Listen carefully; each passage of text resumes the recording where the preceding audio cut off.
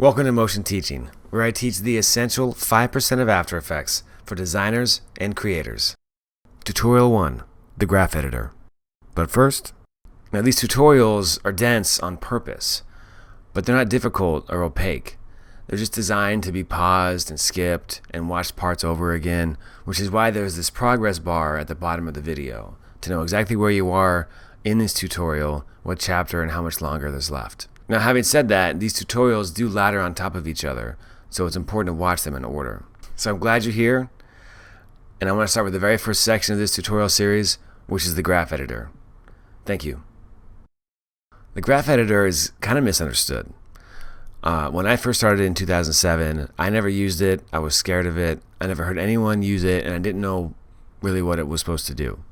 So as a result, all my animations looked like this. That's why this is the first tutorial in the series, because the Graph Editor is one of the most essential tools in After Effects. It can take a basic, clunky animation and elevate it with compelling, beautiful movement instantly. So in this tutorial, I'm going to walk you through the basic interface of After Effects, and we're going to create a composition, and then make a couple shape layers, and then make a simple animation. And I'm going to use that animation to explain the Graph Editor, which is the value graph and the speed graph specifically. And then keyframe interpolation is another thing to know about the Graph Editor. Now this tutorial is designed for everyone, from beginners to advanced users, all the way in between. If you've never opened up After Effects, you're going to be just fine. So let's get started. Okay, so here is After Effects. This is what it looks like right when you open the program. I'm not going to go through every panel, but I'm going to show you a couple of things to help navigate right as you open it up. Now at the top right here, these are preset layouts or workspaces, and I can click them, and they are designed to provide presets so that you can jump around and have different panels laid out the way that you'd like. I have right now set up for small screen, and if you want to customize your workspace, all you got to do is drag these panels around, and you can see how these overlays show up to place these panels the way that you'd like. So I have this is the timeline, this one that says none right here. At the bottom of the screen, this will be where our composition shows up, which is where everything is done inside After Effects.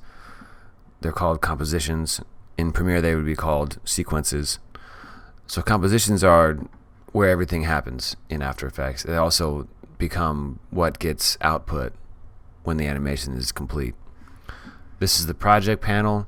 This is where everything that's imported into the project will show up. So all your compositions, your images, movies, audio, it'll all live here. And there's also down here, there's a folder button so you can organize, and I'll show you that process too. Right next to that is the create a new composition, and that's where we'll set up the timeline and do our animations inside. I can also push these buttons right here. Now I just want to show you the very basic parts right now, which really are the timeline and the project and this composition window. So let's get started with making a composition.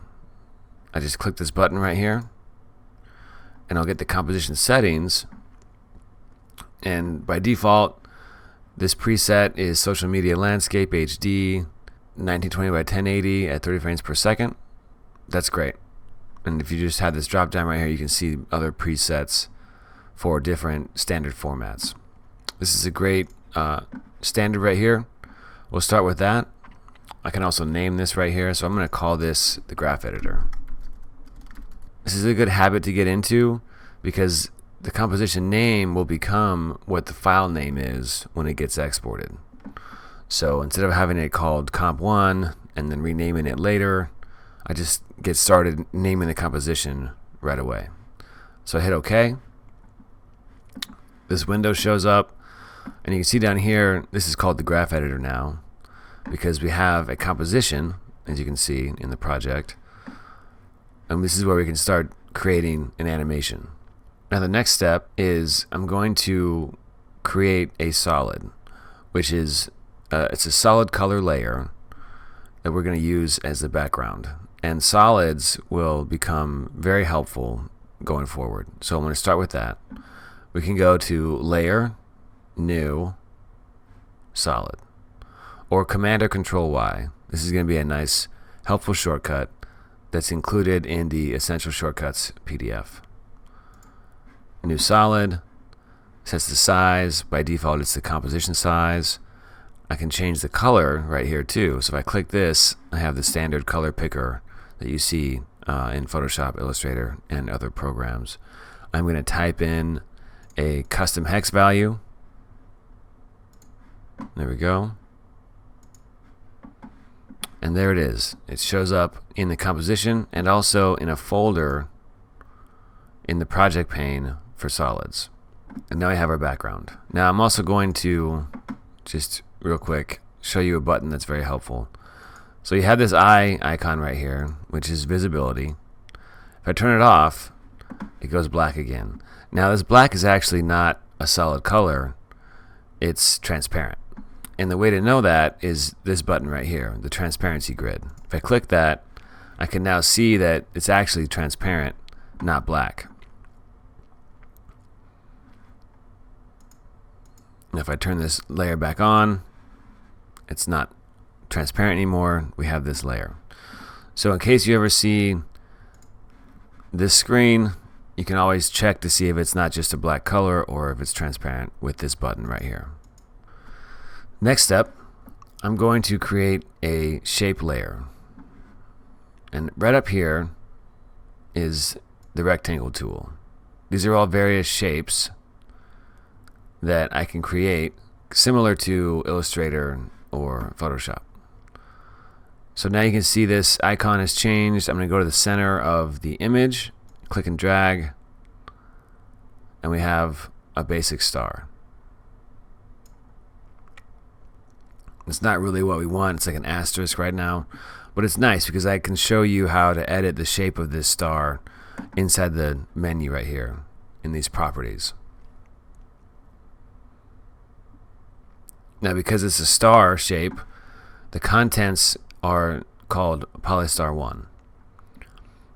Now it's possible to have multiple shapes inside of a shape layer, but let's just stick with one shape right now.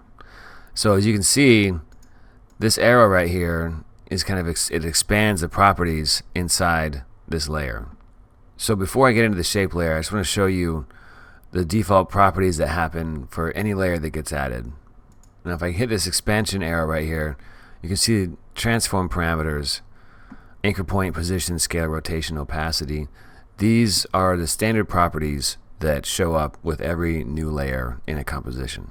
And they also appear in the shape layer as well. There's also this contents, which we'll get into, but the transform properties are also on this shape layer. What's important to note is this icon right here, the stopwatch. This is where we start to create animations. If I click this, you can see how it goes blue. This diamond icon shows up, which is where a keyframe gets added, and if I drag this playhead right here over, you can see this is actually a keyframe in the scale property. If I click this stopwatch again, it actually deletes all the keyframes that have been made and takes this property back to being non-animated. These are the standard properties for every layer. There's also really helpful shortcuts for all of these. So just to be real quick with these shortcuts, and these are also in the PDF, so don't worry about writing these down. Jumping around these properties is going to be really helpful as you get better at After Effects. So I'm going to start with this process now. Now A is anchor point. If I just hit the button A, I can see that instead of all the properties being revealed, just anchor point is revealed. Same with P for position, S for scale, R for rotation, and it's not going to be O, it's going to be T for opacity. Opacity. If I want to show opacity and position together, I can have opacity shown and then hold down Shift and hit P for position, Shift A for anchor point. I can also hit Shift A again to take away anchor point. So this is a quick way to navigate onto some of those properties that you're going to be using all the time. So if I collapse this arrow and expand it again, they've all come back. So that's very helpful. That's also in the Essential Shortcuts PDF. Okay, so we've got these properties. Now let's go into the shape layer. So we've got the transform properties that we just talked about. Now inside contents, if I expand this, you can see the different properties for the actual shape layer. You have the actual path of the star, and this is where I can go in and change the inner radius of this star to give it some more thickness. And you can see right here, inner radius is set at 3.4. Now as you can see, if I hover over this mouse, I can click and drag the value and change it like that. I can also click on the value and type in whatever I want. So this is a nice way to audition different settings by clicking and dragging. Definitely experiment with all these different settings and don't worry about messing anything up. It's important to know how this system works, and that's only really done when you kind of get your hands dirty. So the next thing I want to do is change the color and thickness of this shape. Now I can go in here inside stroke, and I can select the color, the thickness, the opacity of the stroke.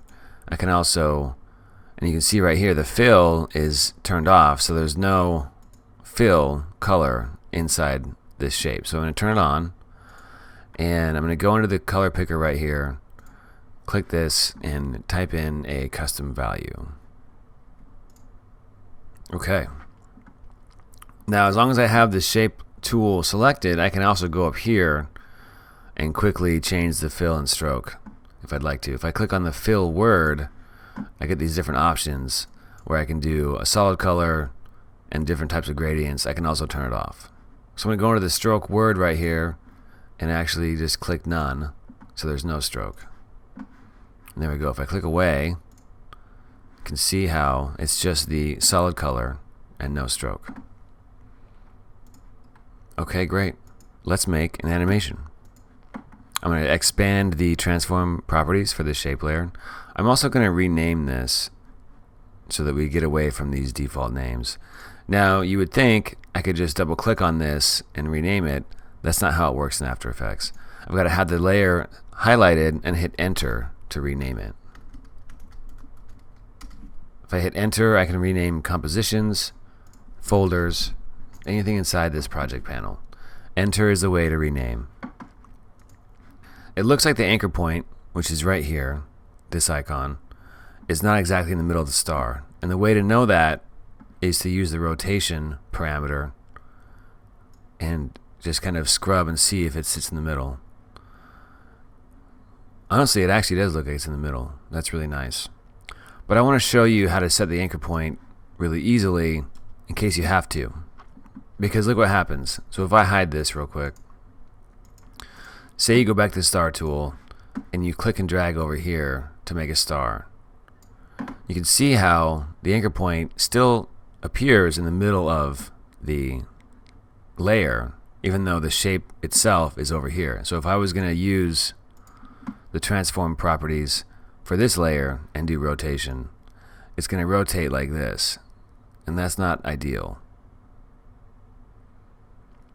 So in case it ever happens, I'm going to show you how to set the anchor point. Now that is set up right here. This tool, the pan behind or anchor point tool, shortcut Y, very helpful. Also in the PDF. So I just hit the shortcut Y, I get this icon, and now I can just click and drag the anchor point to be wherever I want. Like that. I hit V to go back to the selection tool. I can drag this into the middle of the frame, and that'll get me there for the most part. Say I have the anchor point out here again. Now instead of manually guessing where the middle is in this layer, or at least getting me very close to the middle of the layer, I can actually right click while this shape layer is selected. Now, this is a big menu. We'll get into some of these things, but honestly don't worry about it until you get more comfortable with After Effects. I'm going to go into the transform menu right here. This is a very important command. Center anchor point in layer content. Now that's great. It actually put the anchor point in the middle of the content, but now if you see, if I rotate it, it's actually not exactly in the middle. This is just something that happens with the star tool because of the way that the star arms, you could say, or the points are. But having this command is very helpful to automatically center anchor points. So I can do that command first and then go into the anchor point tool and just kind of do a little bit of refining. There we go. Looks good right there. Okay, so anchor point and then center anchor point in layer content is a very important command. I'll delete this. Okay, here we are. I also want to show you another button on this bottom menu right here, the title and action safe overlay. For those familiar with broadcast television, this used to matter a lot more with analog TVs because the signal would be cut off on different parts. You had to make sure that your text and action parts of your video were in a certain part. What's helpful for using this now is the center crosshair right in the middle. So I know exactly, that's exactly in the middle of the frame. That's very helpful to know. You just have a good reference. You've also got these top and bottom grid lines to see the middle of the horizontal and vertical parts of the image. So this is a nice overlay, just as a reference. It's right here. Title action safe. I've also got a proportion grid, if that's important. I like to use this a lot more though. Okay, so that's just there if you need it for reference. And there we go. We have a star and a background, and we can make an animation now. So I'm going to expand this and just go into the transform properties right here and make an animation. I want to go to about half a second into the timeline. As you can see, it's 6 seconds long is the duration. And if you want to change that, or if it's too long right now or too short, the easiest way to do it is to go into composition, drop down right here, and composition settings. This is what we had before when we set the new composition. You can go down right here to duration and change the time to be whatever you want. So let's make our first animation. I'm just going to go and do a very simple animation with position. So I'm going to click the stopwatch first and have a keyframe started right here. But I'm going to move the star to be on the left side of the screen. I'm going to have it move from the left to the right. I'm going to drag this over here a little bit, and I'm just going to scrub this left value to the right.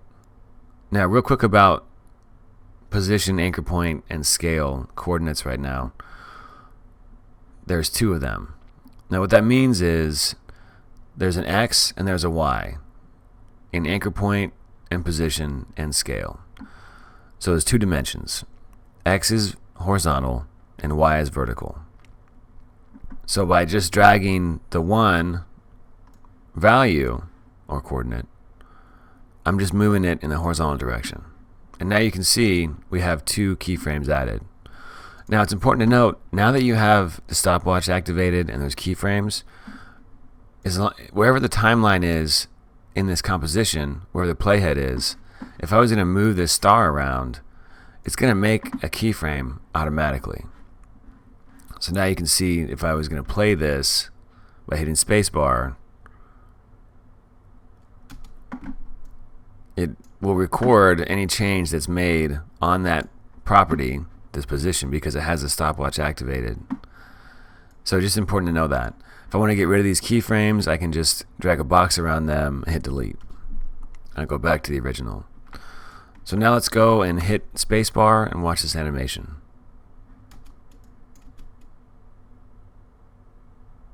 That's okay. But we're going to make it better.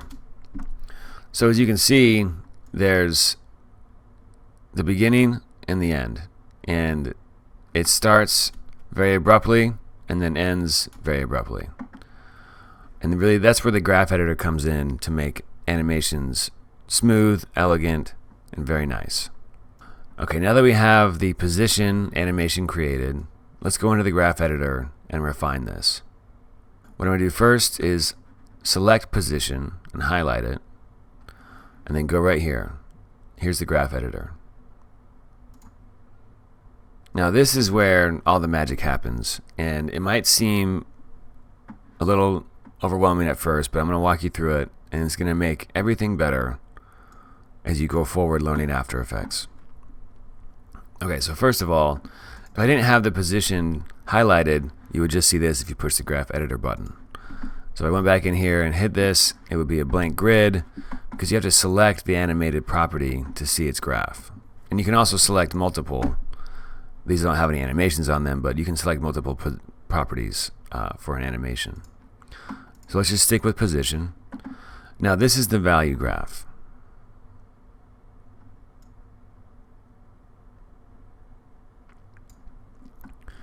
What this is showing is the different X and Y values as they change over time between those two keyframes.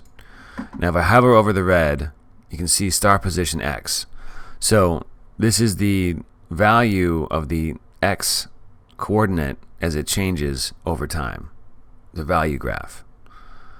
So you're seeing how, because it's a horizontal animation, the X value is actually changing quite a lot.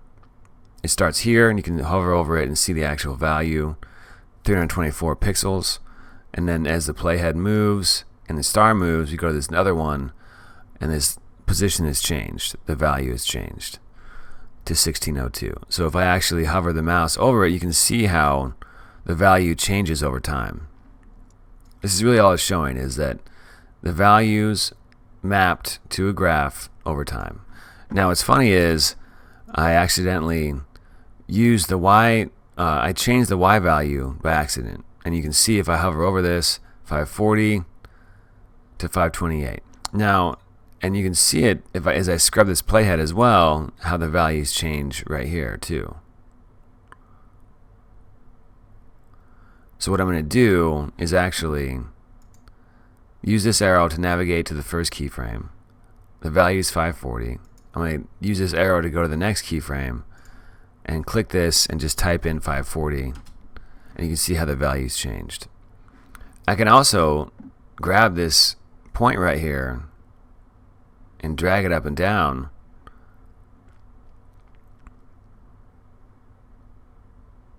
and change the value. Now this is a very good time to save your project. Okay, so this is the value graph, but the speed graph is actually where the fun begins with this animation. So I'm going to right click in the graph editor right here and go right here, edit speed graph, and you see the check right here is next to edit value graph because we're inside the value graph. So if I click this, I'll go to the speed graph. Yet another graph that might be overwhelming, but I'm going to walk you through it. So what this is saying right now is this is mapping velocity of the animation in pixels per second. Now, don't worry about what that means or what the value is or anything. It's just really what this graph is saying is that in pixels per second, or velocity, this animation goes from 0 to some velocity, and you can see right now it's 852 pixels per second, which doesn't really matter. It goes to a velocity and then goes back down to 0. That's what it's showing you. So it starts at 0, velocity, back to 0. And you can see how that works in the animation too. If I hit spacebar, it basically just abruptly moves to a velocity and then stops. What we want to do is give it some acceleration and deceleration. So we want to give it an ease from 0 up to a full velocity and then back down to 0. And that's really where the nice, elegant animations come from. So the way to do that is to just drag a box over these keyframes. You can see these handles right here. And I can just drag these handles down like this. Now if I hit play, you can see a little bit of animation, or you can see a little bit of acceleration happening as it moves from 0 pixels per second and then moves up this graph line to the max velocity of 1021, whatever. Again, it's arbitrary. And then back down to 0. So I want to make this acceleration more prominent. And then by doing that, I just drag this handle out like this. And drag this one out like that. So now we've got an exponential acceleration from 0 up to max velocity. And it actually gets a lot faster because of that. And then back down to 0. Let's watch this. That's a lot nicer. As you can see what's happening, it starts at 0, accelerates to max velocity, and then back down to 0. This is what makes animations elegant, beautiful, and sets you apart as a motion designer. So getting to know how to use the graph editor early is super important. Understanding the graph editor is a little bit of a leap at first, but it's going to make a lot of sense, and it's going to make everything better as you get used to it. So again, I want to make sure that this is the first thing you learn in After Effects so that this becomes some of the most used and referenced parts of After Effects to make all of your animations better. Once again, let's watch it. That's very nice. Now I want to actually give it some more space. I want to have it, I don't want to have it kind of like jump so quickly in between the beginning and the end. So I'm just going to drag the second keyframe out longer, which will make the animation slower because it's happening over a longer period of time. Like that. That's a little bit too much. I'm going to drag this back in. Now I might actually want to just decrease the amount of acceleration but increase the amount of deceleration.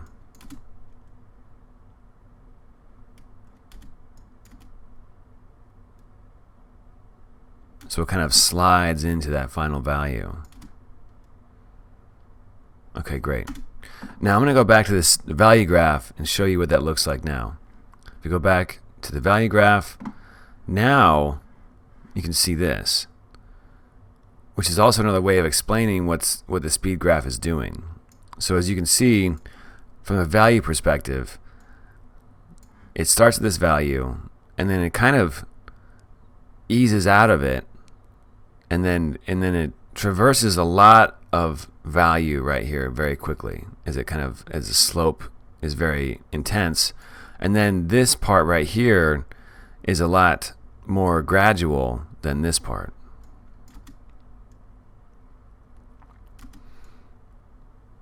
So this part right here is really where the acceleration or the velocity is happening the most, hence the amount of value change in the decreased amount of time. So the value graph is showing this in the same way that the speed graph is showing it. They're saying the same things in different ways. Now, the speed graph is really the one that I want to focus on for this, because it's going to be where a lot of this stuff happens. Having said that, I want to add another animation to this and focus entirely on the value graph and how you can edit that. So I'm going to click this out. We'll go back to the main timeline. You can see how these icons have changed. That means they're being eased. And easing is really what this is, the speed graph. This is easing. As you ease out of a value and then ease into the other value. These icons are saying that they've been eased. Okay, so rotation. I'm going to just click the stopwatch, record a value at this point in time, and then I'm just going to click and drag this rotation, maybe like that.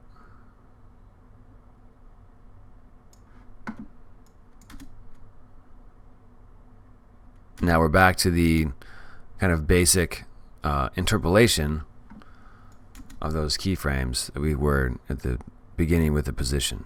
So now that we have a simple rotation animation added to the position animation, I want to go to the graph editor and ease this as well. Now you can see with the rotation in the speed graph, same thing.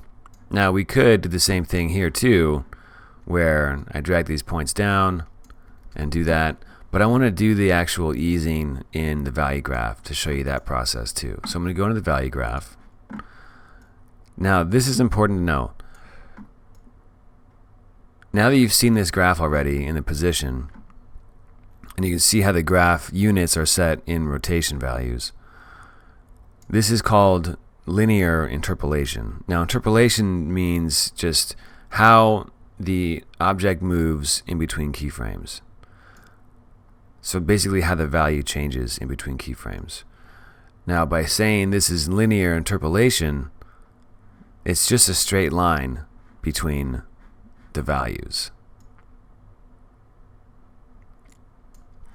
as opposed to in the position, this is not linear, it's a curve, it's been eased. Now the official term in After Effects for this interpolation is Bezier. Go back to rotation. This is linear. This is a straight line. So let's make this more of a gradual Bezier interpolation. If I drag a box over those and highlight them, I can go down here to the Easy Ease button.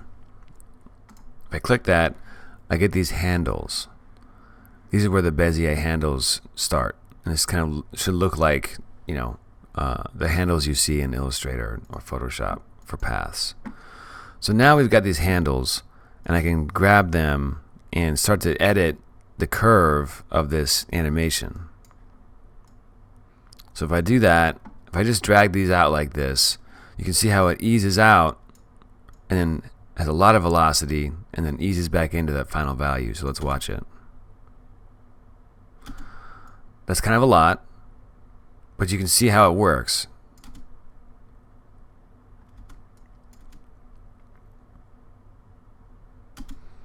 Now the way that these animations are working together is the rotation ends before the position does. So I kind of want to actually move the rotation to be a little bit after the position. Now the way this works right now is because of the easing out of the first keyframe for rotation, it doesn't really start until almost, well, more than halfway through really. So I'm going to move this other keyframe to be before the position, so it kind of starts to rotate before it starts to move. This is still too much for me, so I'm going to go back into the graph editor and highlight this first keyframe and bring the handle shorter.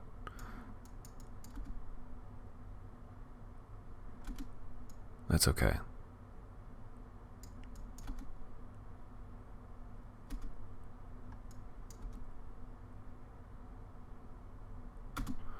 That's kind of getting there. So I want to actually move this like this.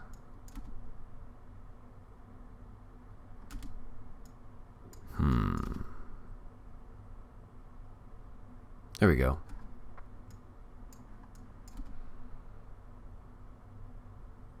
There we go. That's nice. It looks a little bit like it's rolling. That's an accident, but I like it. So now you can see the position and the rotation have been animated and eased with the graph editor. Now if I highlight both of these by holding down Command or Control and selecting them, going to the graph editor, I can now see how they relate with each other over time. And this is the value graph, so I can see how, even though these values don't matter, they're different, I can see the actual lines and how they work together. So I could actually drag this keyframe to match the position, and you can see how they're color coded right here as well.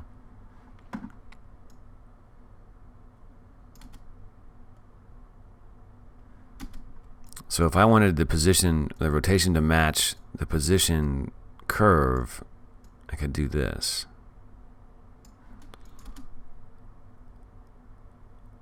But I don't like it as much. I'm just going to undo that.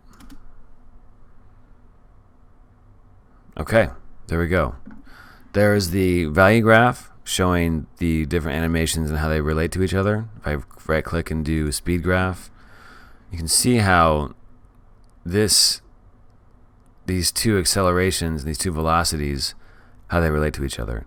Now it's kind of nice if I hit the plus sign, if I hit the plus key on the keyboard, I can expand this timeline to see, kind of zoom into it. And you can see how the velocity, the max velocity of the position is right here, and the max velocity of the rotation is about right here. So I could actually grab this handle and just spread it out so that the velocities are max together. That's not bad. That's a nice way of kind of tidying up these animations to work together. I could also, if I turn this off and go back to the timeline, I can use minus and plus again to zoom in and out of the timeline. Just see what this happens if I do this. Just give it a little bit of delay. It's okay. I'm gonna go back to it. Okay, so now I've got some really nice, very elegant animations using the graph editor. 2 keyframes each. Very simple, and using the essential parts of the graph editor to make these very nice, elegant animations. This is the bread and butter of motion design right here. Keyframes, graph editor, speed graph, all that stuff. And I just want you to get really good at this at the very beginning so that this skill becomes part of your essential tool bag in After Effects. I want to do one more quick animation, which is just kind of a motion design trick that I like to use all the time to reveal text, icons, anything that I've found to be very useful for multiple types of media, videos, walkthroughs, web interactions, everything. And to do that, I'm going to make a new composition. So I'm going to click this button down here, new composition. I'm actually going to make this 500 by 500 because we're going to output this as a GIF. We call this star reveal. 30 frames per second is good. This might be too much time, but we can cut that down later. Hit OK. We have the square right here. Now this is your view. If I was going to expand this, I could go into 100%. Full is actually the amount of resolution, which we'll get into this later. I can also change the view by doing Control and Command plus and minus to zoom in and out. I'm going to stick with 100% right here. And I'm actually just going to go into the graph editor, the previous animation, and select the dark blue solid and Command C and Command V, copy and paste it onto here. Now if I zoom out, you can see how this is the actual size of the solid versus the size of the composition. If you want to, you can grab these bounding boxes and scale it down like this. I'm also going to select the star, copy and paste this, and now it will copy and paste the animations as well. But I don't want to do those. I'm just going to click these stopwatches right here and delete the keyframes and just have the star like this. I'm also going to scale it down right now by holding down Shift, hitting S to add the scale property, and just scrubbing down like that.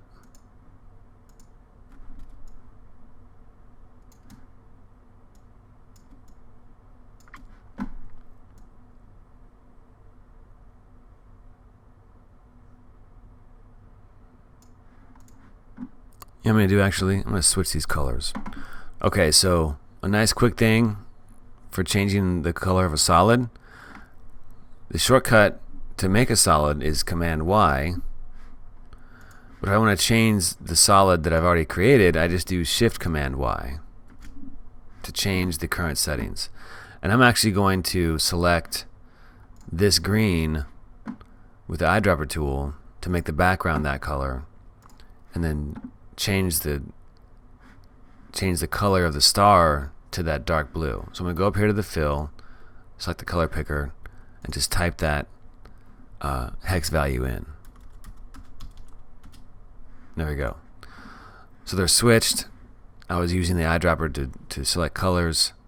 It's very nice. So now I can see the edges of this composition, and I can just make sure to place the star in the middle. Again, I can use the title/action safe overlay to get the middle of this, which is not the exact middle, because you can see this is closer to the top. I'm just going to go down a little bit like this. Okay. Great, we've got this. And I'm just going to do a nice, simple animation with scale. It's kind of a pop-on animation that you're going to use all the time to reveal things. So I'll hit the stopwatch for scale. This is going to be the final scale size that I want. So I'm actually going to make this a little bit smaller. About like that. This will be the final scale that we're going to kind of resolve to or end on. So I'm going to take this keyframe and move it down to the end. And then I'm going to click this and type in 0. So we have 0 scale, and it's basically disappeared. If I hit play, it'll scale up to that. Now that's obviously not what we want to do.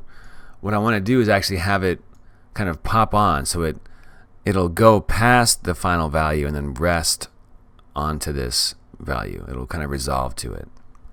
So I'm going to go a little bit, I'm not going to go halfway. I'm going to go a little bit before halfway, about right here, and actually just scrub to put this star at the very edge of the frame, like that. So if I hit play,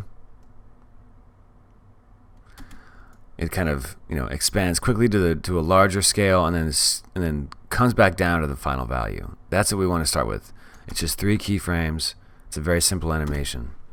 Now we select this scale and we go into the graph editor, and you can see how if I just select fit, I can just have it fit to whatever size the window is. This is the speed graph. This is confusing. Don't worry about it. If I right click and go to the value graph, this makes a lot more sense. This is the scale animation over time. So basically it starts at 0, scale 0%, and then moves to go a little bit past the final value. Doesn't even really matter what the actual numbers are. You can see visually what's happening. Starts at 0, shoots up past the third keyframe, and then comes back down to it.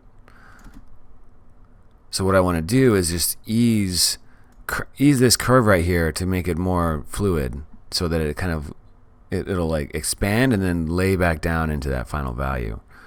So I can select this keyframe right here and then hit the easy ease button and get these handles, right? Now if I hit the plus sign on the keyboard, I can just zoom in a little bit. So I'm actually going to drag this handle like this and then drag this one up like that. So it's going to end up going farther past what I had originally set, but it's going to be a nice gradual curve. So let's watch this. Okay, so that's pretty nice. It's a little bit too slow. It takes too long to get there, but we'll change that in a second. What you can see now is because I made that curve, the value just gradually shoots up, and then just there's a nice little curve down into that final keyframe. Now I'm going to add a handle to this one as well, so that it eases into that final value without kind of abruptly hitting it, Okay. As you can see with this keyframe, I touch a little bit outside of frame right here. I'm just going to bring this down. Well, because at this point I don't, but at this point I do.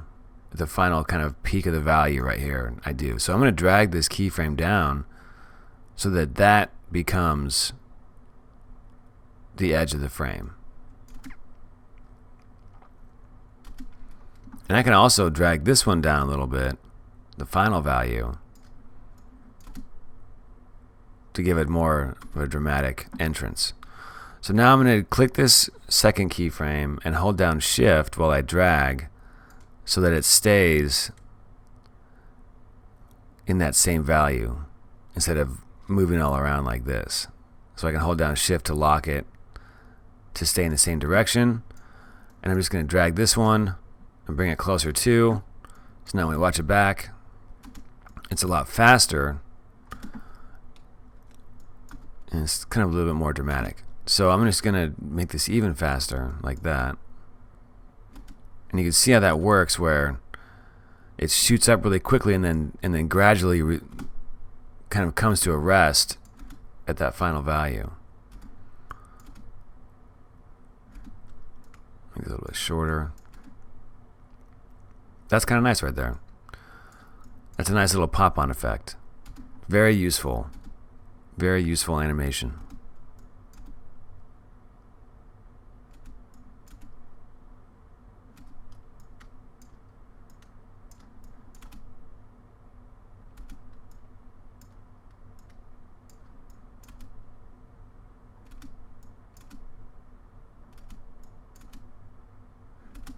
Okay. It's a very nice effect. Good little pop-on. You can use it for everything. Now, just real quick, say I wanted to expand this animation, but I didn't want to just like kind of grab all the keyframes like I just did and do this and that, because I had a good timing already set up. I just want to make it longer or shorter without messing up the kind of relationship that these have, this proportion, the spacing of the keyframes. I can drag a box around these keyframes and hold down Alt and grab either the first or the last keyframe in that selection, and I can actually expand them or contract them proportionally without having to go back and move each individual keyframe around and redo the animation. So I'm just going to make it really quick and see what it looks like. Not bad. If I was going to do that, I would actually move this a little bit like that too. But if I hit undo, I can just hold down Alt and grab either the first or the last keyframe in that selection to expand them proportionally in each direction.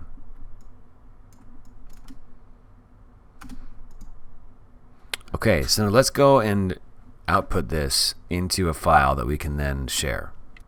So if I go to the render queue, this is where we export. It's not just a file export thing, it's a render queue, which can be helpful if you have multiple animations or multiple compositions that you want to output at the same time. You can put them all in a queue, hit render, and walk away. This one will be really quick though. So I'm just going to grab the star reveal composition and drag it into the render queue window. There we go. Now you can see there's render settings, output module, all this stuff. Honestly, all you got to really know for this and for the vast majority of outputs that you're going to create in After Effects, you just go to this down arrow right here. This is a new setting inside the newer version of After Effects. It just has pre-made H.264 variable qualities. And for the vast majority of outputs that I've done, 5 megabytes per second does just great. So instead of having to dig into the output module settings and if I click on this window, you can see what all this looks like. It can be confusing. All you gotta really do is just use this arrow right here and do either 5 megabytes per second or 15 megabytes per second. This is for like larger video files like HD or 4K. So these are great presets. Don't worry about anything else. Either one of these three is going to do the vast majority of stuff that you have to do. So I'm just going to do 5 megabytes per second. This is where we set the actual file name that we're going to be creating. If I click this, you can see it actually, the file name is automatically made as the composition name, so you have to worry about renaming the file. That's fine with me. I'm going to hit save. Now it tells me what the file name is going to be. I have this render settings set up, and I just got to hit render. And you can see this progress bar. Nice sound happens. There we go. It's output.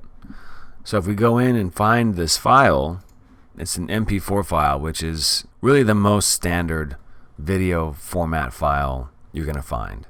It works across Apple and Windows. It's the standard format for Instagram, LinkedIn, Facebook, YouTube, everything. The MP4s are perfect. And there it is.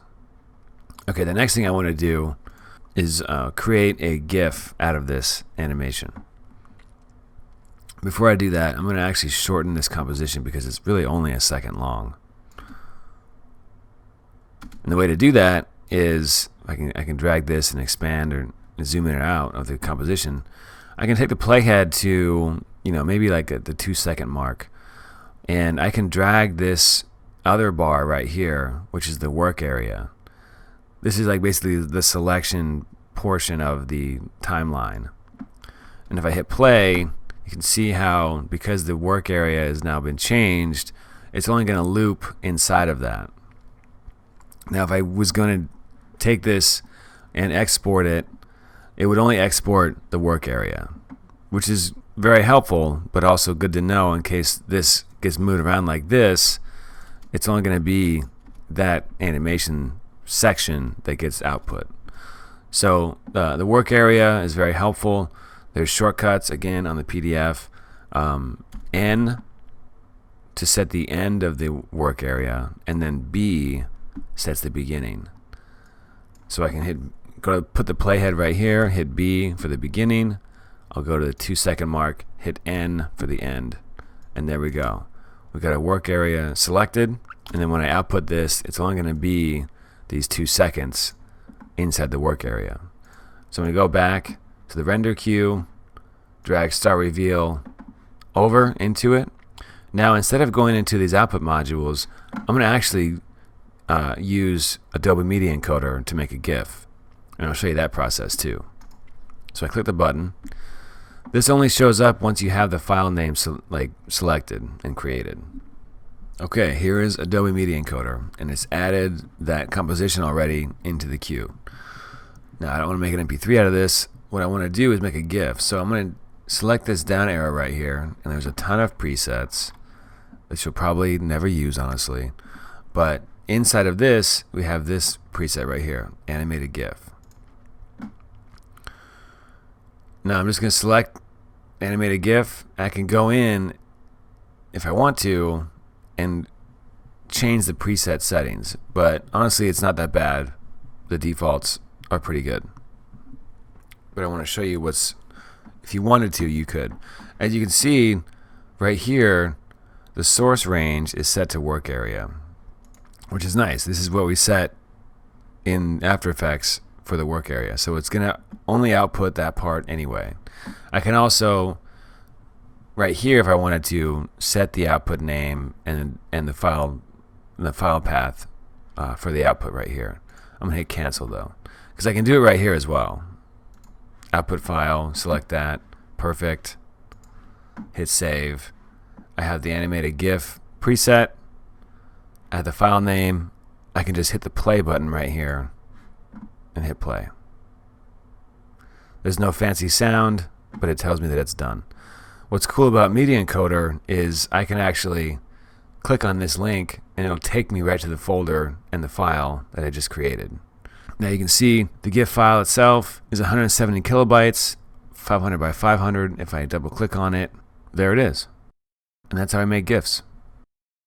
Thank you for watching, and I'll see you in section 2.